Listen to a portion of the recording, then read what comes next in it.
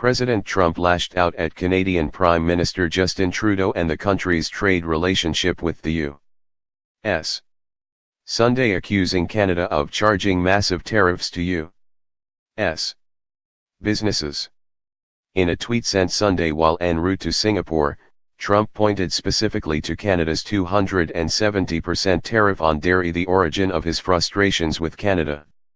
Trump's stinging critique, while technically accurate, obscures the larger trade relationship between the two countries. Canada does indeed impose a 270% tariff on dairy that has kept many U.S. dairy products from making their way from the U.S. to Canada. And many other countries rely on similar measures to protect select domestic industries.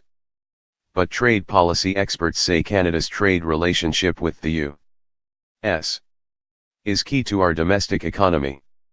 Canada is the top U.S. export market, with the country buying more than $340 billion in American goods and services in 2017, according to data from the U.S. Trade Representative. And, overall, the U.S.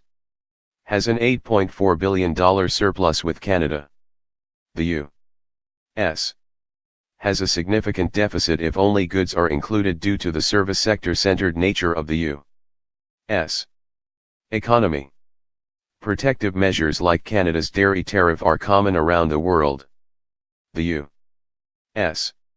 uses tariffs to protect a variety of industries, from a 350% tariff on tobacco to more 160% on shelled peanuts. In other cases, such as sugar, the U.S. has crafted a complex program to protect domestic industry by limiting imports.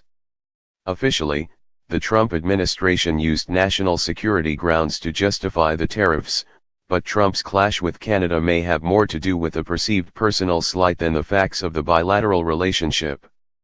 On Twitter, Trump complained that Trudeau had criticized U.S. trade policy, specifically U.S. tariffs on Canadian metals, after the Canadian Premier had acted so meek and mild in their one-on-one meeting. Trump said that he withdrew the U.S. from the G7's joint statement because of that slight. There were other foreign policy considerations as well. Trump advisors described Trudeau's statements as a slight that threatened to make the U.S. look weak right as the president was leaving for a summit with North Korean dictator Kim Jong-un. Based on Justin's false statements at his news conference, and the fact that Canada is charging massive tariffs to our U.S. farmers, workers, and companies, I have instructed our U.S. reps not to endorse the communiqué, Trump wrote. More broadly, Trump officials have repeatedly said that the U.S. has the lowest trade barriers in the world to bolster their argument for imposing tariffs on other countries. What we have is a country here in the United States, which has the lowest tariffs in the world, lowest non-tariff barriers in the world, said Peter Navarro, a White House trade advisor, on CNN in March. The U.S.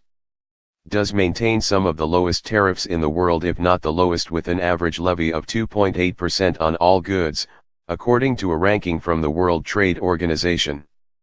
3 spots ahead on the list: Canada,